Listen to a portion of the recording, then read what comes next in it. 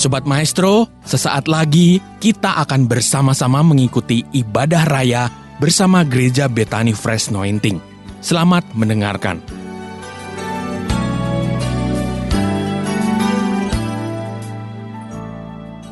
Kasih-Mu tinggi dalam luas lebar tidak terselami.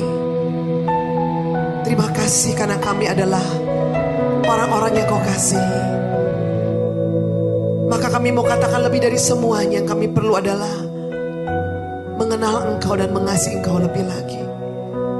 Roh Kudus, urapi hati kami jadi tanah yang subur. Bagi setiap benih firman yang kami mau dengar, berikan kepada kami roh hikmat dan wahyu. Tuntun kami dalam kebenaran yang membebaskan, memerdekakan kami. Sampaikan isi hati-Mu, kami siap diberkati, urapi hamba-Mu. Di dalam nama Tuhan Yesus Kristus, percaya diberkati bersama-sama. Kita berkata, amin. Kita berikan tepuk tangan buat Tuhan Yesus. Prosper people say, I grow, I go, and I glorify. Puji Tuhan Bapak Ibu Saudara, shalom semuanya. Sebelum duduk berikan jempol kiri kanan depan belakang, katakan Tuhan Yesus baik. Tuhan Yesus hebat, dahsyat, luar biasa. Haleluya, puji Tuhan. Silakan duduk Bapak Ibu Saudara.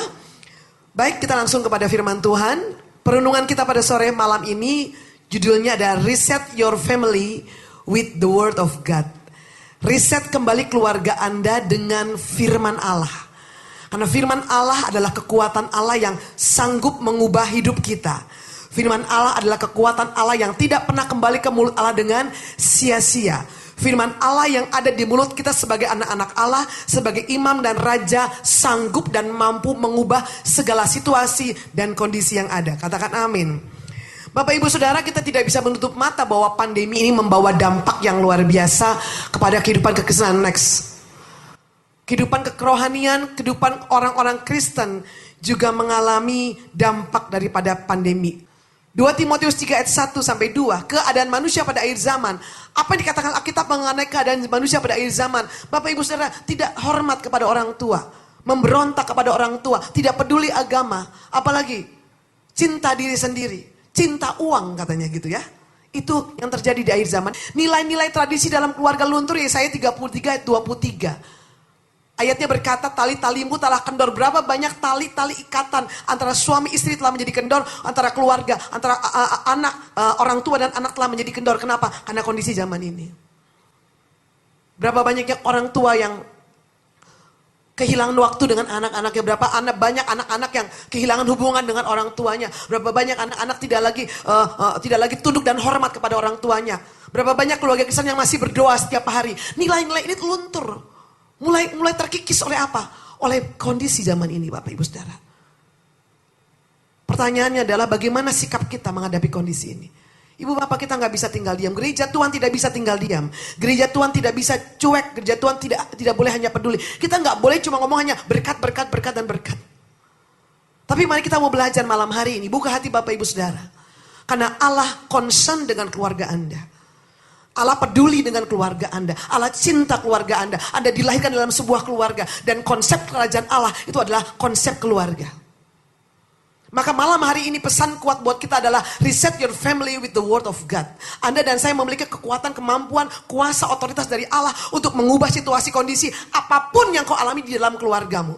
Siapa yang paling bertanggung jawab untuk kondisi keluargamu? Anda sebagai anggota daripada keluarga. Bapak Ibu Saudara, saya percaya tidak ada kata terlambat untuk kita minta kasih karunia anugerah Tuhan untuk pemulihan rumah tangga kita. Yang mau katakan amin. Bapak Ibu Saudara, kalau kita bicara tentang family itu keluarga. Keluarga dimulai dengan yang namanya pernikahan Kristen, ya. Jadi kita mau belajar dulu malam ini, kita mau segarkan ingatan Bapak Ibu Saudara, apa sih tujuan pernikahan Kristen? Ada 2 tujuan pernikahan Kristen. Karena kalau tujuan ini bisa kita pelajari malam ini dengan benar, niscaya nanti langkah berikutnya benar. Tujuan Anda membangun keluarga, tujuan pernikahan Kristen adalah membangun keluarga yang takut akan Tuhan.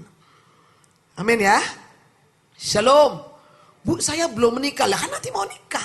Anggap ini sebuah persiapan. Jadi Bapak Ibu Saudara, tujuan membangun keluarga, tujuan pernikahan Kristen adalah membangun keluarga yang takut akan Tuhan. Ya. Oke, selaraskan kembali tujuan pernikahan Anda seperti yang Tuhan katakan. Bapak Ibu Saudara, dengar baik. Orang kalau ditanya, kenapa kamu nikah? Aduh, kalau saya belum laku juga, apa kata dunia? Aduh, saya jomblo, saya belum laku. Wow, Bapak Ibu Saudara. Jadi jangan nikah hanya karena kepepet umur dong. Kenapa kamu nikah? Karena disuruh orang tua nikah. Waduh. Kenapa kamu nikah? Karena saya mau mencari teman berbagi suka dan duka. Waduh, Bapak Ibu Saudara, jangan nikah kalau gitu mah, kebanyakan ongkosnya. Udah cari teman di medsos aja. Betul ya? Oh, kenapa kamu nikah? Saya pengen ada yang nganter saya kemana-mana. Aduh, kalau cuma gitu terlalu mahal ongkosnya nikah. Cari aja abang Gojek. Kenapa kamu mau nikah? Saya pengen ada yang mengurus saya, merawat saya. Aduh, jangan cari istri, cari babysitter. Ada sebuah tujuan yang lebih tinggi yang Tuhan kasih kepada kita, yaitu membangun keluarga yang takut akan Tuhan. Pertanyaannya, keluarga yang takut akan Tuhan itu apa? Seperti apa, Bu? Oke, kita lihat Yosua ngomong sama kita, Yosua 24 ayat 15a. Tetapi jika kamu anggap tidak baik untuk beribadah kepada Tuhan, pilihlah pada hari ini kepada siapa kamu akan beribadah. Allah yang kepada nenek moyangmu beribadah di seberang sungai Efrat, lanjut. Atau Allah orang Amori yang negerinya kamu diami ini. Yosua berkata, tetapi aku dan seisi rumahku, kami akan beribadah kepada Tuhan. Apa definisi keluarga takut Tuhan? Keluarga takut Tuhan adalah keluarga yang beribadah kepada Tuhan. Shalom. Aku dan seisi rumahku, kami akan beribadah kepada Tuhan. Itu definisi keluarga yang takut Tuhan. Jadi hari ini kalau pasangan Anda belum ibadah, ajak dia beribadah. Kalau anak Anda belum beribadah, ajak dia beribadah. Karena apa? Definisi kita adalah membangun rumah tangga, keluarga yang takut akan Tuhan. Dengan cara apa? Beribadah kepada Tuhan. Amin. Lanjut. Yesaya 54 ayat 13 berkata, semua anakmu akan menjadi murid Tuhan. Dan besarlah kesejahteraan mereka. Apa sih, Bu, keluarga takut Tuhan? Keluarga yang takut akan Tuhan ialah keluarga yang anak-anaknya menjadi murid Tuhan. Saya bukan bilang jadi pendeta loh ya. Bukan jadi hamba Tuhan loh ya. Karena gak semua anak-anak Bapak Ibu Saudara nantinya dipanggil Tuhan jadi pendeta, jadi hamba Tuhan. Ya, kalau semua jadi pendeta jadi hamba Tuhan, siapa jemaatnya ya? Jadi Bapak Ibu Saudara, artinya anakmu bisa jadi pengusaha tapi dia murid Tuhan. Dokter tapi murid Tuhan. Dia insinyur tapi dia murid Tuhan. Ya, dia pengacara tapi dia murid Tuhan. Dia notaris tapi dia murid Tuhan. Tuhan mau anak-anak kita menjadi murid Tuhan. Artinya kita suami istri bertanggung jawab untuk mendidik, membesarkan anak-anak kita di dalam takut akan Tuhan sampai mereka menjadi murid Tuhan. Dan Alkitab berkata, dan besarlah kesejahteraan mereka. Shalom Bapak Ibu Saudara. Anda membekali anak-anak Anda dengan pendidikan tinggi, dengan etika, dengan perlengkapan pengetahuan yang bermacam-macam, itu baik. Tetapi yang terpenting adalah tugas Anda adalah menjadikan mereka murid Tuhan. Karena kalau mereka menjadi murid Tuhan, niscaya hidup mereka takut akan Tuhan. Dan Alkitab berkata kalau mereka murid Tuhan, besarlah kesejahteraan mereka. Sebesar apapun deposito, warisan yang kau bisa berikan kepada anak-anakmu, maaf, itu bisa habis. Tapi ada sebuah warisan yang tidak pernah habis. Yang namanya iman. Yang namanya iman. Sebagai orang tua Anda bertanggung jawab untuk menjadikan anak Anda adalah murid Tuhan. Orang yang beriman, percaya kepada Tuhan. Salah satu janji nikah, isinya adalah aku berjanji untuk membesarkan anak-anak yang Tuhan percayakan dalam pernikahan ini menjadi anak-anak yang takut akan Tuhan. Dan Alkitab berkata, ketika anak-anak kita menjadi murid Tuhan, besarlah kesejahteraan mereka. Maka dengar baik Bapak Ibu Saudara, kalau hanya hamil punya anak, maaf Bapak Ibu Saudara, semua orang juga kayaknya bisa. Itu tidak terlalu sulit. Maaf, kucing saya juga hamil gampang Bapak Ibu Saudara. Sekali punya anak 7-9 Bapak Ibu Saudara. Ya, tetapi yang sulit bagi kita adalah bagaimana anak-anak kita menjadi murid Tuhan. Artinya kita punya tanggung jawab yang besar sebagai orang tua untuk membimbing mereka, membawa mereka kepada Tuhan sejak masa kecil mereka. Ketika mereka hidup takut akan Tuhan, dikatakan besarlah kesejahteraan mereka. Mazmur 127. Seperti anak-anak panah di tangan pahlawan, demikianlah anak-anak pada masa muda. Inilah keinginan Allah bahwa setiap anak-anak kita menjadi anak-anak panah, orang-orang perkasa, orang-orang sukses, orang-orang berhasil di muka bumi ini. Itu keinginan Tuhan. Bahwa setiap anak yang lahir di dalam keluarga Kristen, setiap anak yang lahir Di dalam keluarga yang takut akan Tuhan, menjadi orang-orang yang sukses, berhasil, takut Tuhan, cinta Tuhan, dan mempermuliakan Tuhan dalam hidupnya. Itu ketetapan Tuhan bagi keluarga kita. Itulah definisi keluarga yang takut akan Tuhan. Amin Bapak Ibu Saudara. Tujuan pernikahan yang kedua, bertumbuh di dalam Tuhan. Bapak Ibu Saudara, untuk jadi dokter ada sekolahnya. Jadi insinyur ada sekolahnya. Jadi orang tua, jadi mama, papa, nggak ada sekolahnya. Saya nggak pernah dengar Institut Orang Tua Indonesia. Saya nggak pernah dengar Institut Ayah Ibu Indonesia. Saya nggak pernah dengar Institut Istri-Istri Indonesia. Belum pernah dengar. Maka banyak orang tua kita gagal. Atau kita gagal menjadi orang tua. Kenapa? Karena kita tidak pernah belajar. Satu-satunya tempat belajar kita, learning by doing. Kita lihat rumah tangga orang tua kita.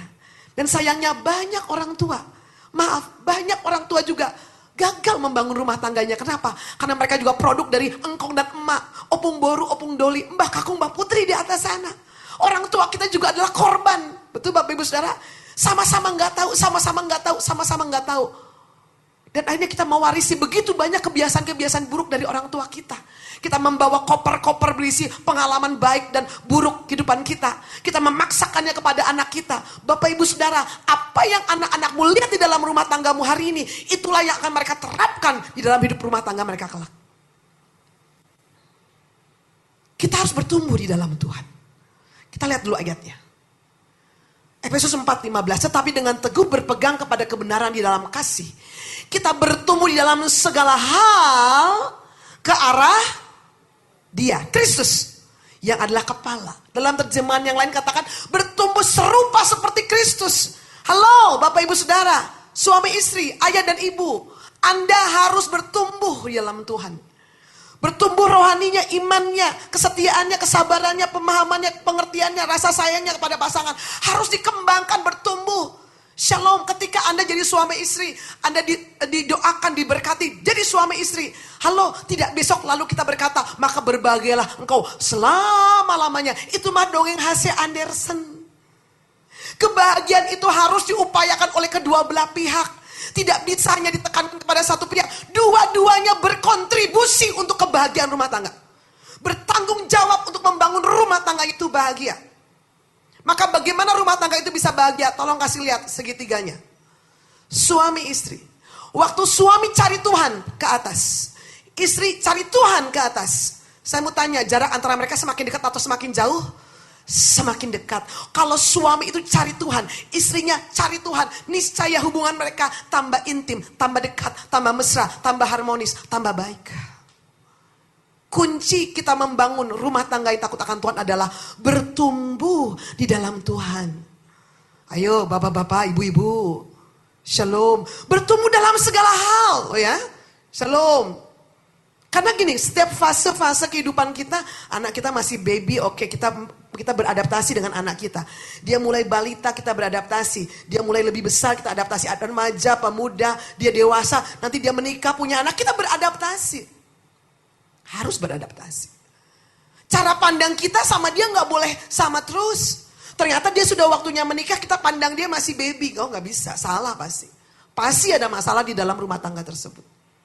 Kita harus bertumbuh. Demikian di dalam hubungan suami istri.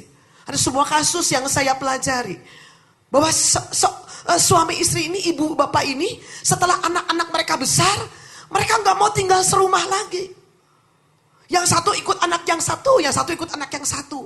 Kenapa? Gak mau satu rumah lagi. Udah gak cocok sama si papi. Wah kok aneh. Dulu bogopai. Betul gak? Iya kan? Sampai mau nikah, betul kan? Punya anak satu, ya keintiman mulai jadi agak merenggang Bapak Ibu ya. Anak agak besar dikit tambah anak kedua. Anak besar dikit tambah anak ketiga. Besar dikit tambah. Tapi aneh ya bilangnya, Bu, saya sama suami gak cocok, Bu. Udah nikah 20 tahun saya gak cocok. Anaknya berapa? 5, Bu. Gak cocok aja 5 anaknya, apalagi kalau cocok. Bapak Ibu Saudara, setelah anak-anak besar, punya anak-anak, berumah tangga, punya anak, punya rumah tangga sendiri. Tinggallah si mami papi ini berdua lagi. Lalu mereka bertanya, saha ieu? Menjadi asing. Ada lagunya, sudah terlalu lama sendiri sayang. Jangan sampai kita menjadi orang asing setelah sekian lama. Anak-anak boleh besar.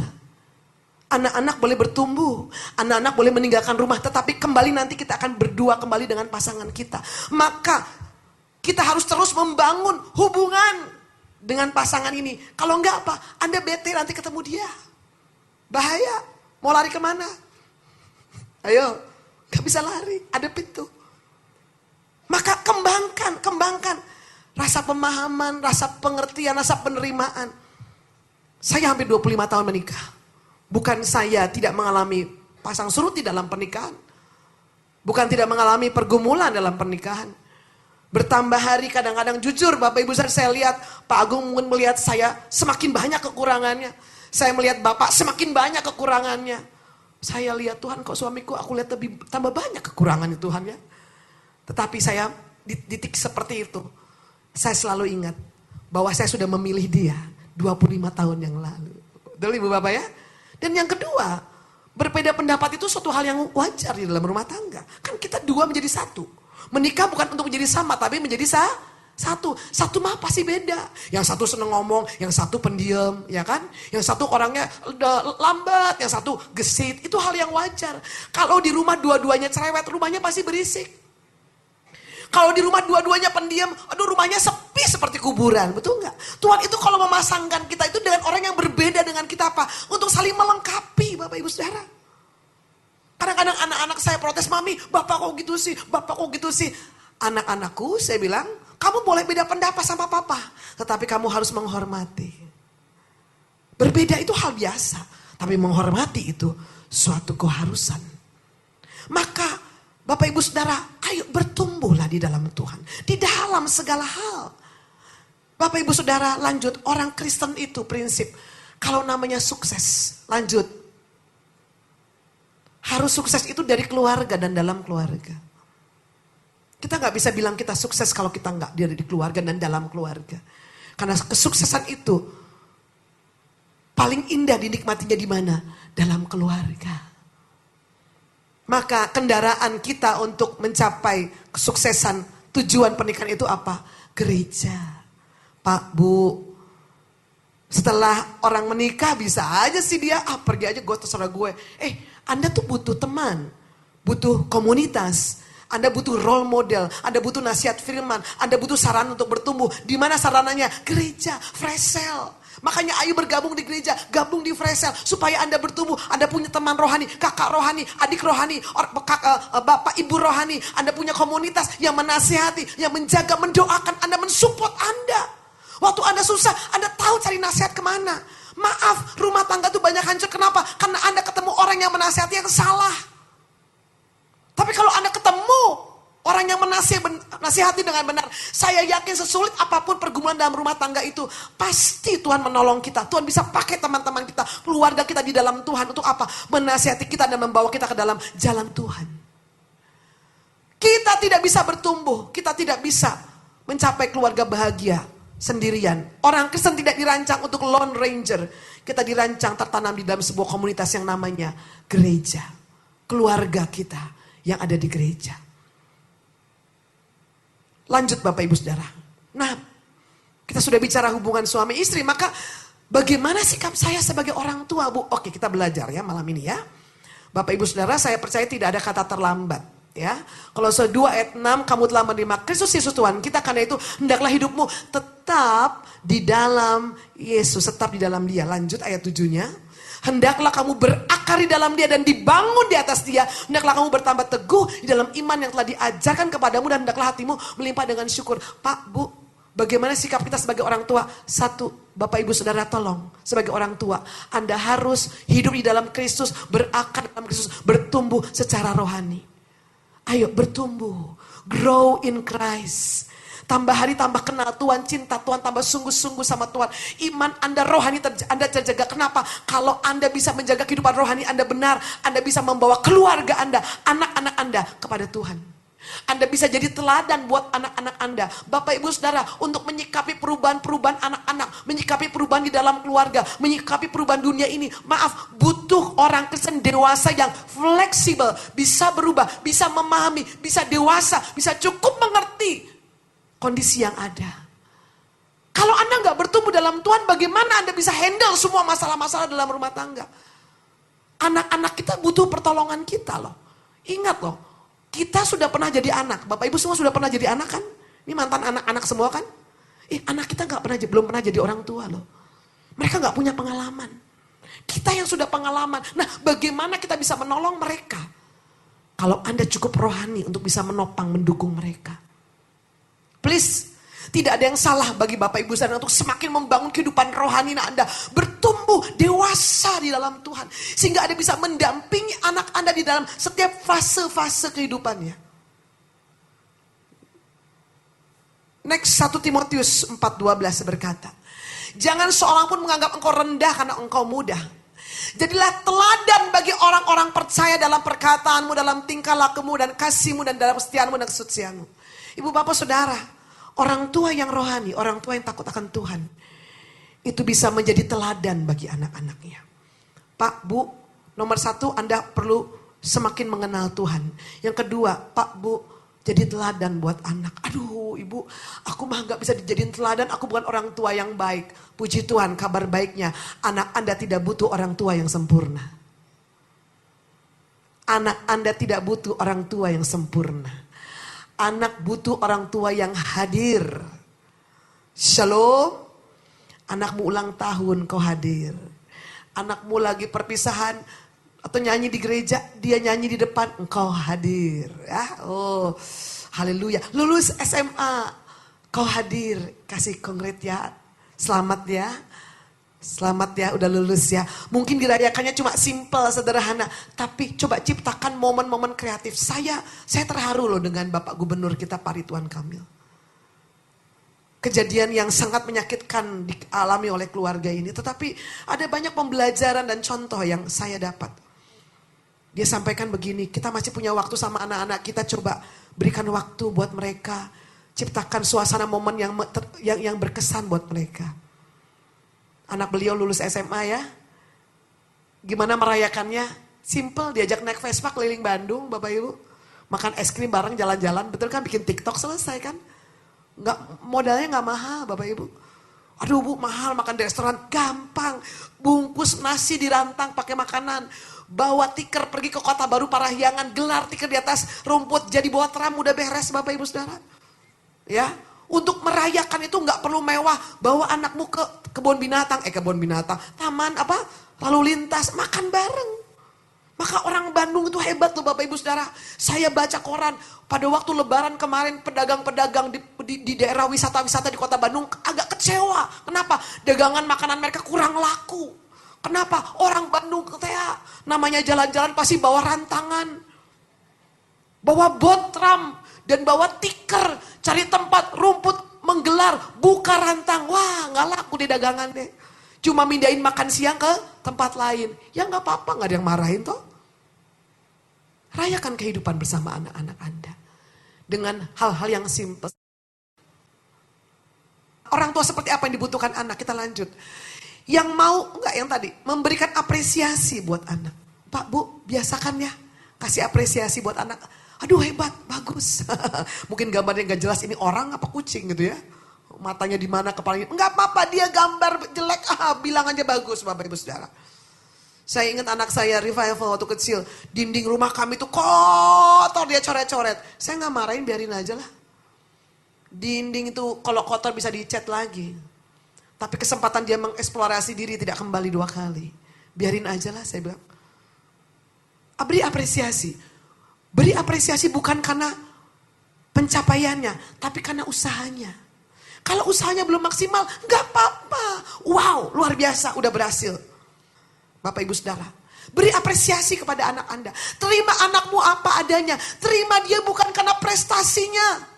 Oh, kamu pinter, nilainya 100, kamu anak mami, anak papi. Kalau nilainya 4, anak tetangga. Jangan gitu. Terima dia bukan karena prestasinya, terima dia karena pribadinya. Fokuslah pada kelebihan anak, bukan pada kekurangannya. Kalau Anda fokus pada kelebihannya, anak juga akan fokus pada kelebihannya. Kalau Anda fokus sama kekurangan anak, anak dia juga akan fokus sama kekurangan anak. Hadirlah dan siaplah membantu dia. Lanjut. Ya, kasih anak tanpa syarat. Oh, kalau kamu baik, kalau kamu nurut, kalau kamu dengar-dengaran sama papi mami, wow, kamu akan dikasih hadiah. Pak, Bu, kasih dia tanpa syarat. Saya dan Bapak bertumbuh, berubah. Peristiwa kecelakaan revival beberapa tahun yang lalu. Hampir dia mati, harusnya dia udah mati. Tapi Tuhan beri dia kesempatan hidup. Saya mengintrospeksi, kami mengintrospeksi hubungan kami suami istri. Kami mengintrospeksi hubungan kami dengan anak. Saya belajar untuk mengasihi dia tanpa syarat. Itu tidak mudah Bapak Ibu Saudara. Mengasihi anak tanpa syarat walaupun dia mengecewakan. Bapak Ibu Saudara, ketika kami belajar mengubah cara kami mengasihi dia. Kami peluk dia dan kami bilang, nak kamu memang salah, tapi I love you. Peluk cium dia nangis. Enggak sehari berubah. Step by step. Penerimaan kami, kasih kami tanpa syarat itu mengubah dia. Hari ini kalau Bapak Ibu Saudara lihat dia bisa melayani Tuhan. Dia khotbah, dia mimpin anak-anak youth. Dia bisa WL, dia bisa PD. Saya tahu bukan kekuatan saya. Saya mampu mengasihi dia tanpa syarat. Kenapa? Karena saya sudah menerima kasih tanpa syarat dari Tuhan. Seperti Tuhan mengasihi kita tanpa syarat. Kasih anak-anakmu tanpa syarat. Berempatilah walaupun anak Anda aneh atau nyeleneh. Anak aneh atau nyeleneh itu maaf Bapak Ibu Saudara. Itu bukan masalah sebenarnya. Asal Anda tahu bagaimana cara mengelolanya. Thomas Alva Edison adalah sebuah contoh. Gurunya tidak sanggup lagi membimbing dia. Kenapa? Karena gurunya ngerasa anak ini terlalu bodoh. Anak ini gak bisa diajar lagi. Maka anak ini dipulangkan, dikasih surat, dikembalin sama orang tuanya. Thomas tanya sama ibunya, Mama apa isi surat itu? Oh enggak apa-apa, ibu gurumu bilang kamu sangat pandai anakku. Kamu terlalu cerdas sehingga gurumu tidak sanggup membimbing kamu.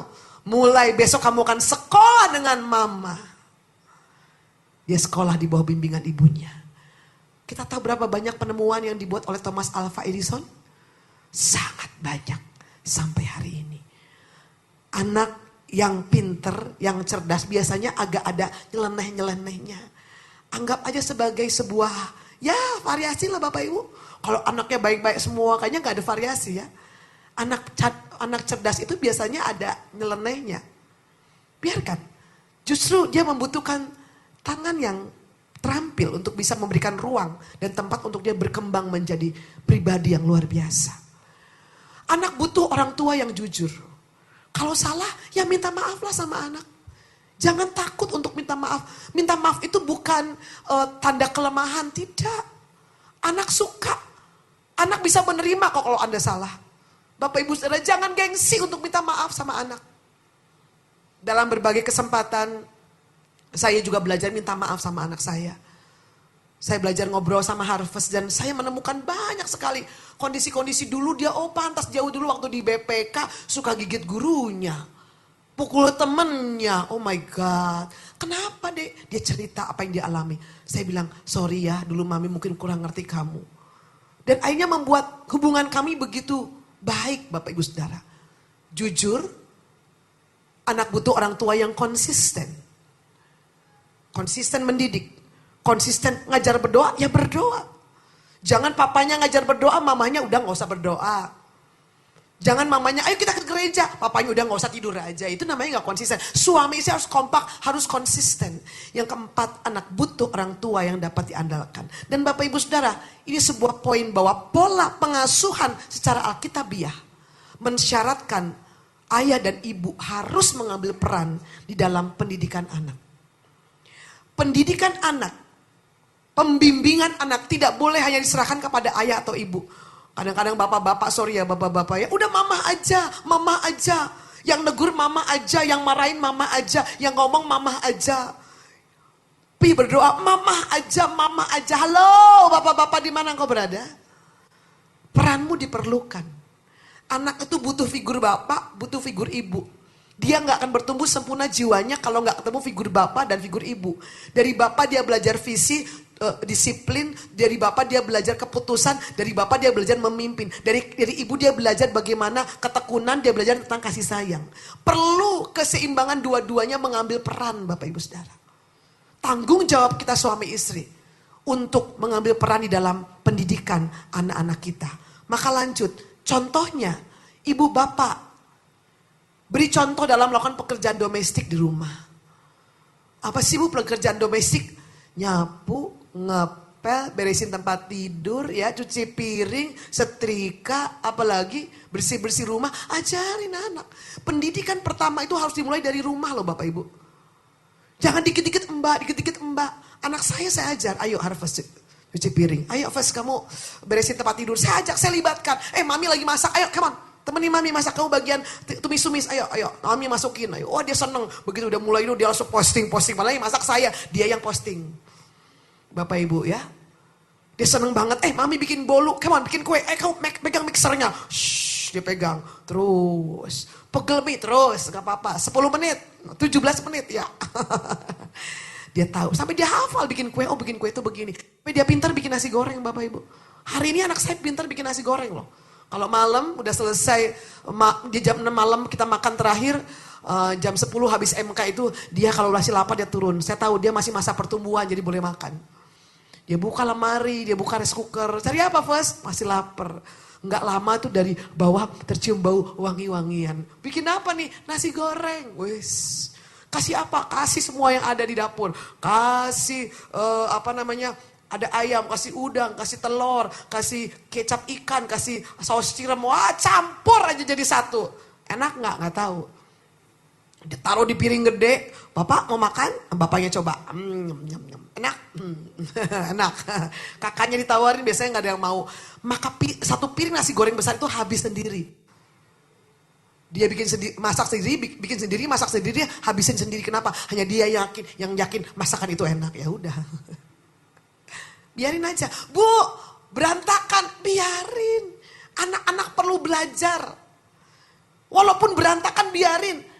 Pak Agung suka suruh, Chris bayar listrik, bayar iuran komplek, bayar ini setor uang ke bank, ini bayar PBB. Kita suruh anak-anak kita, kenapa? Mereka harus punya kemampuan itu kok. Itu kemampuan simple, domestik yang mereka harus bisa. Bapak Ibu Saudara, anak-anak saya pada usia tertentu, kami panggil guru les belajar nyetir yang betul. Kami ajarin, harus bisa itu, anak laki harus bisa nyetir. Puji Tuhan Bapak Ibu Saudara. Jadi kita belajar beri kepercayaan kepada mereka. Jangan takut memberikan kepercayaan. Toh kita juga bisa hari ini kan orang tua kita dulu memberi kepercayaan kepada kita kan. Ngapain Anda sekolahin tinggi anak pinter bahasa Inggrisnya. Wow cacisus. Diberi suruh, kamu beli cabai ke pasar gak bisa kan percuma Bapak Ibu. Ilmu pengetahuan yang tinggi itu akhirnya harus punya aplikasi dalam kehidupan. Ya. Berikut temani anak belajar dan bermain. Pak, Bu, itu simple. Gak usah lah itu. No. Masa anak-anak tidak akan kembali lagi. Waktu Anda invest waktu untuk menemani dia belajar, bermain, itu berharga loh buat dia. Berikut bercerita khusus sebelum tidur. Saya selalu minta sama orang tua kalau saya melayani penyerahan anak ya di Palangkaraya di mana, janji nggak sama saya ntar anaknya ceritain ya. Saya minta orang tuanya itu belajar bercerita kepada anak apalagi sebelum tidur. Bapak Ibu Saudara itu penting banget. Saya terapkan ini kepada anak-anak saya. Kalau mereka mau tidur sejak masa kecil, saya ajak baca buku cerita. Saya baca Alkitab. Dari kecil mereka sudah mengenal Power Bible, komik manga Alkitab. Mereka saya ajar itu. Mereka mengenal buku-buku cerita Kristen. Saya ajar kalau nggak punya pokoknya saya cerita tentang Alkitab. Dan mereka tidur dengan apa? Dengan sukacita. Waktu mau tidur saya bilang, mami sayang kamu ya, papa sayang kamu ya. Oke, Tuhan Yesus sayang kamu. Anak tuh tidurnya senyum loh Bapak Ibu Saudara. Kalau tidurnya senyum yakin nggak nightmare, betul nggak? Nggak mimpi buruk. Kenapa banyak anak sampai gede ngompol terus? Kenapa? Maaf, salah satunya ada banyak faktor. Karena mau tidur ditakut-takutin. Kalau kamu gini nanti kamu dimakan wewe gombel. Waduh, anaknya takut lah. Tumbuh dalam ketakutan. Dan Bapak Ibu Saudara berapa banyak anak yang hanya menjadi anak-anak yang paranoid. Kenapa dibesarkan di dalam ancaman, ketakutan. Kalau kamu nanti gini nanti kamu gini. Kalau kamu gini nanti kamu gini. No, coba biasakan anak itu tidur itu dengan sukacita, dengan cinta. Peluk, cium, doakan Bapak Ibu Saudara. Pasti anak itu akan tidur dan bangun dengan sukacita. Ajak anak Anda bicara. Ibu bapak, anak usia 0 sampai 5 tahun itu kita bisa telling. Kasih tahu, nggak boleh main api, nggak boleh main pisau, nggak boleh nakal, nggak boleh ini, nggak boleh itu, nggak boleh ini, nggak boleh itu. Tapi perhatikan, anak 5 sampai 11 tahun itu harus kita teaching. Kenapa nggak boleh pegang api? Karena gini, gini, gini. Kenapa nggak boleh main jauh-jauh? Karena gini, gini, gini. Kenapa nggak boleh main handphone? Karena gini, gini, gini. Ada reasonnya. Kita teaching, kita ajar. Tetapi anak di atas 12 tahun, kita harus delegating. Memberi kepercayaan. Bu, nyapunya nggak bersih, biarin. Kapan dia bisa belajar nyapu bersih? Kalau sekarang bersih dikit-dikit dibantu sama kita atau mbak, biarin. Itu kan proses. Ya, masak berantakan biarin, nggak apa-apa. Bapak Ibu Saudara, beri kesempatan anak Anda untuk bicara. Bapak Ibu Saudara, dengar baik. Pola didik kita dengan anak itu berbeda. Generasi Z itu kebutuhannya berbeda, Bapak Ibu Saudara. Saya dulu dibesarkan oleh orang tua yang hanya tahu instruksi. Saya nggak punya kesempatan ngomong atau menyampaikan pendapat saya. Tapi sekarang nggak bisa. Anak sekarang nggak bisa digetuin. Kalau anak yang masih kecil kita masih bisa instruksi. Tetapi anak yang besar harus diajak diskusi. Ya, Ibu Bapak, diskusi.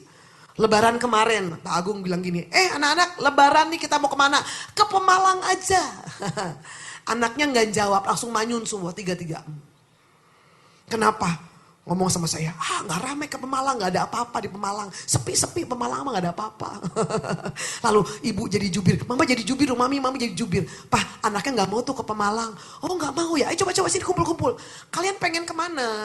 Pak, boleh dong pergi ke tempat yang lain dong gitu. Bosan ke Pemalang terus. Kalau ke Pemalang bapak seneng, kami nggak seneng. Oh, rupanya yang seneng bapaknya, anaknya kurang senang Bapak Ibu. Jadi kalian mau kemana? Pak, kota lain. Mana? Jakarta boleh nggak? Boleh. Pak, ke Jakarta deh, boleh. Tapi Pak pengen cari tempat yang ada gymnya. Anak-anak saya senang nge-gym. Dan akhirnya Pak bilang, oke kalau gitu kita booking hotel. Di situ ada mall, bisa makan bareng, bisa kumpul bareng, bisa jalan bareng, bisa nge-gym. Ya, anaknya happy, papa mamanya happy. Nah banyak kan kita liburan kan. Kenapa anak kita diajak liburan? Manyun aja. Di kamar aja. Main handphone, game terus. Kenapa? Karena dia nggak enjoy dengan liburan. Orang tuanya seneng, anaknya nggak happy. Coba Bapak Ibu Saudara tolong dirubah. Sekarang kalau mau liburan, cari yang anaknya seneng, Bapak Ibunya seneng. Setuju ya? Jadi win-win solution. Ciptakan keluargamu dengan firman. Tadi kita udah belajar ya, apa kehendak Tuhan? Kita dan keluarga beribadah. Anak-anak kita jadi murid Tuhan. Yes, anak-anak kita anak pandai tangan pahlawan. Mulai ciptakan keluargamu. Perkatakan aku percaya anak-anakku adalah orang-orang hebat. Orang-orang dahsyat. Anak-anak yang perkasa di muka bumi ini. Haleluya, aku percaya keluargaku adalah keluarga yang beribadah di hadapan Tuhan. Yes, ciptakan keluargamu dengan firman Allah. Karena firman Allah itu hidup, hebat, berkuasa. Yang terakhir Bapak Ibu Saudara, Amsal 23 ayat 7. Sebab seperti orang yang membuat perhitungan dalam dirinya sendiri, demikianlah ia. Dalam versi yang lain berkata, apa yang kau pikirkan tentang dirimu, seperti itulah engkau. Apa yang kau pikirkan tentang keluargamu, apa yang kau pikirkan tentang anak-anakmu, apa yang kau pikirkan tentang istrimu, suamimu, pasanganmu, masa depanmu, itulah yang kau akan alami. Sebelum engkau bisa melihatnya di dalam roh, di dalam pikiranmu, engkau tidak akan bisa mengalaminya. Maka isi pikiranmu dengan benar. Pikiran Allah tentang keluarga kita adalah keluarga yang bahagia. Pikiran Allah tentang keluarga kita adalah anak-anak kita menjadi murid Tuhan. Pikiran Allah tentang keluarga kita adalah kita dan sisi keluarga kita beribadah kepada Tuhan. Tolong ciptakan itu di dalam pikiran Anda. Jangan pikirin, oh anak ini udah sumber masalah nih, si borok kokok nih, aduh anak ini biker ini, selalu bikin masalah, selalu bikin trouble, gini. No, stop berpikir negatif. Filipi 4 ayat 8 berkata, semua yang baik, semua yang benar, semua suci, sedap didengar, patut dipuji, sebut kebajikan, pikirkanlah semua itu. Apa yang kau inginkan terjadi dalam keluargamu? Apa yang kau inginkan terjadi atas anak-anakmu, cucu-cucumu? Apa yang kau inginkan terjadi atas pasanganmu? Pertama, bayangkan itu, pikirkan itu, lihat itu di dalam pikiranmu. Lalu mulai ucapkan, lanjut. Ucapkan itu dengan iman. Pikirkan dan ciptakan keluargamu seperti yang Anda inginkan. Kenapa? Karena Anda dan saya adalah imam dan raja. Lanjut, kita adalah imam dan raja. Pakai otoritasmu sebagai imam dan raja. Imam itu memberkati. Raja itu ngapain? Raja itu punya otoritas. Setiap hari saya praktekkan ini Bapak Ibu. Saya praktekkan. Saya berdoa buat anak-anak saya dan saya katakan anak-anakku adalah anak-anak yang takut akan Tuhan, cinta Tuhan. Roh Kudus, aku gak bisa jaga anak-anakku 24 jam satu hari. Mereka ketemu siapa, mereka mengalami apa, saya gak bisa jaga mereka. Tetapi aku tahu ada roh Allah, ada Roh Kudus, ada malaikat Tuhan yang jaga mereka kemanapun mereka berada. Pak Bu, anak-anak kita setiap hari ketemu hal yang gak baik dalam diri mereka. Ketemu hal yang tidak baik buat mereka. Ada pergaulan buruk, narkoba, free sex, kenakalan remaja yang bisa mengelingi mereka, menyeret mereka kepada dunia ini. Kalau kita keluarga sebagai orang tua gak membentengi mereka dengan doa, mereka bisa terbawa. Come on, ini waktunya kita berjuang buat keluarga kita. Ini waktunya kita reset kehidupan keluarga kita. Mungkin ada masalah pergumulan problem dalam keluargamu. Dengar kabar baiknya, malam ini bersama dengan Tuhan Anda bisa reset keadaan. Saya mau tutup dengan sebuah kesaksian. 1 tahun ini saya kuliah di lembaga LK3, lembaga kreatif keluarga kreatif. Pimpinan Bapak Julianto Simanjuntak. Beliau seorang konselor Kristen, seorang hamba Tuhan, pendeta, Bapak Ibu Saudara. Saya mendengarkan mukjizat yang dia saksikan. Bagaimana mukjizat terjadi setelah beliau meriset pola pikirnya di hadapan Tuhan. Dia seorang hamba Tuhan, konselor Kristen yang sangat terkenal. Bapak Ibu Saudara, ada 1000 undangan yang dia terima untuk khotbah tentang keluarga, tentang family. Di mana-mana, dosen, ya Bapak Ibu Saudara, dia konselor, dia pengajar. Tetapi dia menemukan sebuah kenyataan yang sangat-sangat berat. Yaitu apa? Anaknya nomor 2 menjadi seorang ateis. Bagaimana mungkin seorang pendeta hamba Tuhan anaknya jadi ateis? 6 tahun ateis. Terikat game online. Setiap hari main game berbelasan jam. Studinya hancur, hubungan sosial hancur. Anak ini tidak bisa melanjutkan sekolahnya di Jakarta. Beliau bisa saja Bapak Ibu Saudara cuma menyesali masalah. Orang bisa mengata-ngata dia, kok bapaknya konselor terkenal di Indonesia. Bapaknya pendeta, anaknya jadi ateis. Tapi beliau tidak menyerah dengan keadaan. Beliau mengambil keputusan untuk meriset hidupnya. Apa yang dia lakukan, anaknya dipindahin sekolah kemana? Ke Salatiga.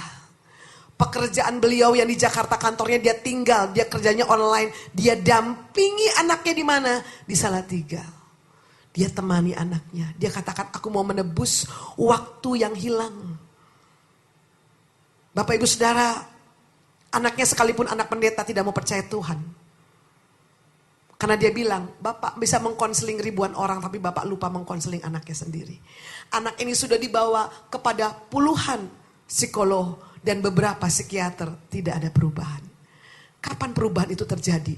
Ketika Pak Julianto ini punya doa seperti ini. Dia doanya begini, Tuhan ubahkan aku supaya lewat perubahanku anakku bisa berubah. Simple banget. Kenapa dia udah gak tahu harus bagaimana. Dia hanya bisa berdoa, Tuhan ubahkan aku supaya lewat perubahanku anakku bisa berubah. Bapak Ibu Saudara, kalau anakmu nakal, kalau pasanganmu tidak seperti yang kau inginkan, jangan tuntut dia berubah. Anda yang harus berubah dulu. Pak Julianto cerita, waktu anaknya bilang, Pak aku mau sama Bapak. Pak beli meja pingpong, aku mau main pingpong. Beli main pingpong. Salatiga temenin, dia mau pingpong temenin. Pak aku mau belajar gitar, main gitar. Nah ini Pak family time yang aku mau Pak. Oh ini. Pak Julianto sampaikan dia membangun, dia membayar harga yang hilang di antara dia dengan anaknya. Bapak Ibu Saudara, setelah 3 bulan dia berdoa, Tuhan ubahkan aku supaya lewat perubahanku anakku bisa berubah. Satu hari anaknya datang dan berkata, Bapak aku sudah percaya Tuhan, aku sudah terima Yesus sebagai Tuhan dan Juru Selamat. Wow, luar biasa. Kenapa? Karena aku lihat Yesus di dalam diri Bapak. Karena Bapak bisa terima aku apa adanya. Bapak bisa cinta aku tanpa syarat. Karena Bapak fokus sama kelebihanku bukan kekuranganku. Aku sekarang percaya Tuhan. Karena aku lihat Bapak, aku lihat Yesus dalam diri Bapak. Aku percaya Tuhanku pun baik dan sayang kepadaku. Anak ini bertobat. Sekolahnya dia selesaikan. Dia lanjut sekolah sarjananya di Amerika. Dia ambil teologi di Amerika. Dia pulang ke Indonesia. Sekarang dia jadi konselor untuk anak-anak remaja. Dia menjadi konselor bagi banyak anak-anak yang keterikatan game online. Seperti dirinya dulu. Dia ceritakan. Saya ikutin seminar yang disampaikan. Dia sampaikan, sekarang saya masih main game tapi gak seperti dulu. Dan dia sampaikan tips-tips, kiat-kiat bagaimana kita sebagai orang tua menghadapi anak-anak yang keterikatan dengan game online. Pak, Bu, perubahan dimulai dari kita yang mau berubah. Bagi Allah tidak ada yang mustahil. Dan saya percaya belum terlambat untuk keluargamu di bawah menyembah Tuhan. Ini waktunya Anda meriset keluarga Anda dengan firman Allah di mulut Anda. Pakai otoritas Anda sebagai imam, sebagai raja untuk mengubah situasi dan kondisi yang kau hadapi. Yang mau katakan amin. Kerinduan Allah adalah keluarga kita. Seisi kita keluarga menjadi orang-orang yang takut akan Tuhan. Keluarga adalah tanggung jawab kita. Bapak, Ibu, Saudara, orang tua, please pesan firman Tuhan pada malam ini berpesan kepada kita. Bertumbuhlah di dalam Tuhan. Milikilah hubungan yang dalam dengan Tuhan. Bertumbuhlah di dalam Tuhan. Berubahlah oleh pembaharuan budimu. Lewat perubahan hidupmu, keluarga kita pasti bisa dibawa kepada Tuhan. Amin. Tuhan Yesus memberkati kita. Mari kita akan bersama-sama menikmati perjamuan kudus. Mari tundukkan kepala kita pada sore hari ini. Bagi Allah tidak ada yang mustahil. Kalau hari ini Bapak Ibu Saudara mendengarkan firman ini, karena Allah mengasihi keluargamu. Mari Bapak Ibu Saudara, kita angkat roti dengan tangan kanan kita. Inilah tubuh Tuhanmu yang terpecah untuk segala dosa dan pelanggaranmu. Inilah tubuh Tuhanmu yang terpecah untuk segala masalahmu, masa lalumu, kegagalanmu, kekecewaanmu, pergumulanmu, penyakitmu. Inilah tubuh Kristus yang sudah terpecah. Supaya mulai hari ini dan sampai selamanya engkau sehat, kuat, makmur dan panjang umur. Apakah Bapak Ibu Saudara percaya kau angkat dengan tangan kananmu adalah tubuh Tuhan Yesus? Ambil dan makan dengan rasa hormat dan ucapan syukur. Dalam nama Yesus.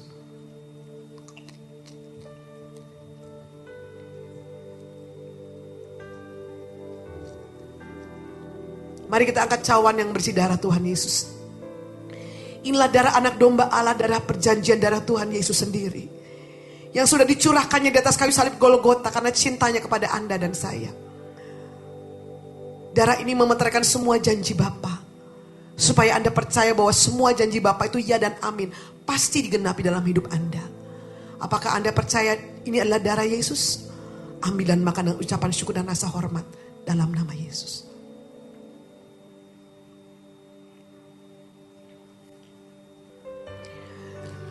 Tidak ada kata terlambat.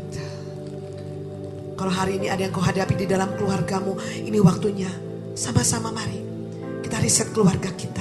Mulai hari ini kita mulai ciptakan keluarga kita. Kita mulai pikirkan keluarga kita. Kita mulai perkatakan firman bagi keluarga kita.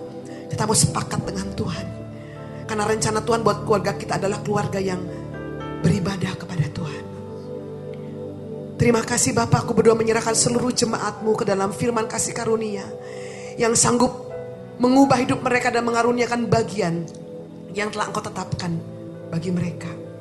Kami mengangkat tangan kami dan membawa keluarga kami kepadamu. Kami butuh kasih karunia-Mu Bapa. Untuk keluarga kami boleh mengalami Tuhan. Supaya kami dan seisi rumah kami boleh menyembah Engkau. Hamba berdoa untuk pemulihan hubungan suami istri.